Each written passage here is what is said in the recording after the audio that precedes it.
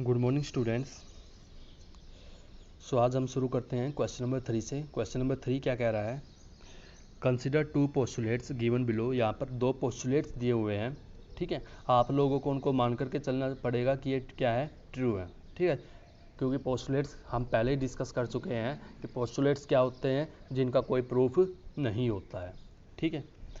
Given any two distinct points, आप लोगों को कोई दो अलग अलग पॉइंट्स दिए हुए हैं, ए और बी।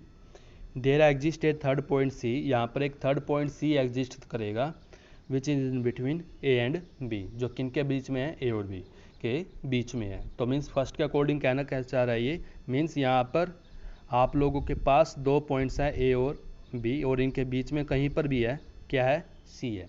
ये कह रहा है फर्स्ट पोस्टुलेट में, ठीक है। सेकेंड पोस्टुलेट की बात कर लेते हैं, उसमें क्या कह रहा है?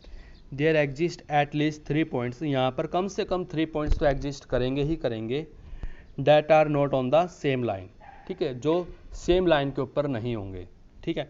अभी अभी हमने देखा था 3 पॉइंट्स बनाए थे, उसमें तीनों पॉइंट्स जो है सेम लाइन के ऊपर थे, लेकिन वो एक अलग केस था। अब हम एक अलग केस की बात करेंगे, किसमें, सेकंड पोस्टुलेट्स में। यहाँ पर कहना क्या चाह रहा है, यहाँ पर मान लीजिए आप लोगों के पास दो पॉइंट्स है ए और बी, ठीक है। एक थर्ड पॉइंट कहीं पर है सी, कहीं पर भी हो सकता है वो आप लोगों का। अब ये जो है तीनों के तीनों पॉइंट्स अगर हम बात करें वो एक ही लाइन के ऊपर नहीं है, क्योंकि अगर हम इसको ज्वाइन करा देते हैं ये एक दूसरी लाइन बन जाती है, या फिर बीसी को हम ज्वाइन करा देते हैं ये एक तीसरी लाइन बन जाती है, ठीक है। मीन्स यहाँ से एक सिंगल लाइन फॉर्मेशन नहीं हो रही है। एटलीस्ट 3 कहने का मतलब क्या था यहाँ पर से, इसका एटलीस्ट 3 कहने का मतलब ये था क्योंकि अगर हम दो पॉइंट्स की अगर हम बात करें, क्योंकि दो पॉइंट्स को ज्वाइन कराने के बाद तो वे एक ही लाइन के ऊपर ऑटोमेटिकली आराम से आ जाते हैं, ठीक है। तो इसके लिए एक थर्ड पॉइंट तो होना ही चाहिए जो हमें ये शो कर दे कि हाँ भाई ये तीनों के तीनों पॉइंट्स जो है हमारे एक ही लाइन के ऊपर नहीं है, ठीक है। तो फर्स्ट पोस्टुलेट अलग बात कर रहा है और सेकंड पोस्टुलेट में अलग बात कही गई है, ठीक है। आगे देखते हैं क्या कह रहा है ये। Do these postulates contain any undefined terms, क्या यहाँ पर इस पोस्टुलेट में ऐसी कोई अनडिफाइंड टर्म्स हैं, उसकी बात कर लेते हैं हम लोग। बिल्कुल है, जैसे यहाँ पर हमें जो है पॉइंट की डेफिनेशन नहीं दी हुई है, इसी प्रकार से हमें जो है लाइन की डेफिनेशन नहीं दी हुई है, ठीक है। तो मीन्स कहने का मतलब क्या है, यहाँ पर अनडिफाइंड टर्म्स तो हैं, ठीक है। तो हम क्या कहेंगे यहाँ से, yes this postulates contain many undefined terms such as point, line, extras, ठीक है। यहाँ पर अनडिफाइंड टर्म्स तो है, ठीक है। आर दीज पोस्टुलेट्स कंसिस्टेंट, क्या ये पोस्टुलेट्स जो है कंसिस्टेंट है, ये मीन्स इनका यहाँ पर कोई लॉजिक है। अगर आप लोग बात करोगे मीन्स यहाँ पर थोड़ा सा कंफ्यूज करने के लिए फर्स्ट और सेकंड पोस्टुलेट्स में हमें पहले तो 3 पॉइंट्स ऐसे दिए हुए हैं जो एक ही लाइन के ऊपर हैं, बाद में सेकंड पोस्टुलेट में इसने ऐसा कहा है कि जो हमारे पास 3 पॉइंट्स जो दिए हुए हैं वो एक लाइन के ऊपर नहीं है, वे दो अलग अलग लाइन फॉर्मेशन कर रहे हैं मीन्स। लेकिन ये जो दोनों के दोनों जो पोस्टुलेट्स हैं ये दोनों एक दूसरे से बिल्कुल डिफर पोजीशन में है, मीन्स एक इन दोनों की अपनी अलग अलग सिचुएशन दी हुई है, मीन्स इनका आपस में कोई लॉजिक नहीं है यहाँ पर, लेकिन ये यहाँ पर जो है लॉजिकली सही तरीके से डिफाइन किए गए हैं। तो हम क्या कहेंगे, the given postulates are consistent हैं ये because they refer to 2 different situations, ये यहाँ पर जो है 2 डिफरेंट सिचुएशन को जो है यहाँ पर क्या कर रहे हैं, रेफर कर रहे हैं, ठीक है। इसके बाद do they follow from Euclid postulates, क्या ये यूक्लिड पोस्टुलेट्स को से आप लोग इनको फॉलो कर सकते हो या फिर इनको डिफाइन कर सकते हो, एक्सप्लेन करिए इस चीज़ को। नहीं, हम ऐसा नहीं कह सकते हैं क्योंकि ये यूक्लिड पोस्टुलेट से नहीं दिए हुए हैं। No, these postulates do not follow from Euclid postulates, Euclid postulate से नहीं आए हुए हैं ये दोनों, but they follow an axiom, यहाँ पर एक एक्सियम बन सकता है। यहाँ पर क्या एक्सियम बन सकता है, यहाँ पर गिवन 2 डिस्टिंक्ट पॉइंट्स, अगर यहाँ पर दो अलग अलग डिस्टिंक्ट पॉइंट्स है, there is a unique line that pass through them, यहाँ से एक यूनिक लाइन ही होगी जो इन दोनों अलग अलग पॉइंट्स से जो है हमारे पास पास आउट कर रही होगी, मीन्स दो अलग अलग पॉइंट्स ये हैं और इनसे सिर्फ एक यूनिक लाइन ये ही है जो इन दोनों डिफरेंट पॉइंट से हमारे पास आउट कर सकती है, ठीक है। क्वेश्चन नंबर 4 की बात कर लेते हैं हम लोग। If a point C lies between two points A and B. एक पॉइंट सी है, जैसे आप लोग इस फिगर को ध्यान में रखना, यहाँ पर एक पॉइंट सी है जो ए और बी पॉइंट्स के क्या है, मध्य में है, मिड में है। Such that A C is equal to B C, means ये जो ए सी साइड है हमारी वो बी सी साइड के क्या है, इक्वल दी हुई है।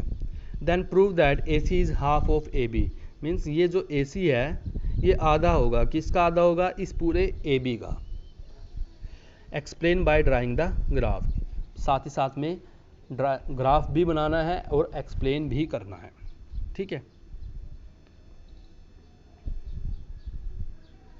अब जैसा कि हम यहाँ से देख सकते हैं, ए बी जो है अगर इसको हम लिखना चाहें, क्या हम ए सी प्लस बी सी नहीं लिख सकते, बिल्कुल लिख सकते हैं, इन दोनों का सम है ये, ठीक है। इसने साथ साथ में ये भी कहा है ए सी जो है वो बी सी के इक्वल है, तो क्यों ना मैं बी सी की जगह पर क्या लिख लूँ, ए सी लिख लेता हूँ। और ए सी और ए सी मिल करके कितने ए सी हो जाएंगे, यहाँ से 2 ए सी हो जाएंगे। अब मैं इस 2 को यहाँ पर डिवाइड में लेकर के चलता हूँ, मीन्स ये हाफ हो जाएगा, half of A B is equal to A C, और यही तो चीज़ हमें प्रूव करनी थी, A C is equal to half of A B, ठीक है। यहाँ से हमारा क्वेश्चन नंबर 4 जो है वो कंप्लीट हो जाता है। अब इस स्टेटमेंट को आप लोग ध्यान में रखना है, A C is equal to half of A B, ये हम नेक्स्ट क्वेश्चन में यूज करेंगे, ठीक है। नेक्स्ट क्वेश्चन करते हैं हम लोग। इन क्वेश्चन 4 में point C is called a mid point of line segment A B, C को मिड पॉइंट कहा गया था, किसका, ए बी का। प्रूव दैट, क्या प्रूव करना है, every line segment has one and only one mid point, हमें ये प्रूव करना है हर एक लाइन सेगमेंट में सिर्फ एक ही मिड पॉइंट होता है, सिर्फ एक ही मिड पॉइंट होता है। हम इसका अपोजिट मान करके चलते हैं, इसने हमें क्या प्रूव करने को कहा है, सिर्फ एक ही मिड पॉइंट होता है। हम ये मान लेते हैं, एक नहीं, चलो मान लीजिए 2 पॉइंट्स होते हैं, 2 मिड पॉइंट्स होते हैं। कौन कौन से, एक तो सी मान दे ही रखा है और एक हमने मान लिया डी, ठीक है। इसका अपोजिट मान करके चलते हैं यहाँ से, ठीक है। अब ऊपर वाली थ्योरम के according A C is equal to half आया था हमारे पास, किसका, ए बी का, ठीक है। तो ये चीज़ तो आप लिख सकते हो। अब ए सी जो है वो उस केस में क्या था, मिड पॉइंट था। अब इसी प्रकार से ए सी के लिए अगर ये चीज़ वेरीफाई है तो ए डी के लिए भी तो है, क्योंकि डी को भी तो हमने क्या मानना है, मिड पॉइंट ही मानना है। तो हम साथ ही साथ में क्या कहेंगे, A D is also equal to half of A B. अब ये भी हाफ ऑफ ए बी है और ये भी हाफ ऑफ ए बी है। अब जैसा कि ये दोनों आपस में इक्वल हुए तो यहाँ से हम क्या कहेंगे, ए सी भी बराबर है किसके, ए डी के। अब जब ये ए सी और ए डी जो है आपस में इक्वल है, मीन्स कहने का मतलब क्या है, यहाँ से ये आपस में क्या कर रहे हैं, कोइंसाइड कर रहे हैं। मीन्स कोइंसाइड करने का मतलब क्या हुआ, यहाँ से ये एक ही पॉइंट को रेफर कर रहे हैं।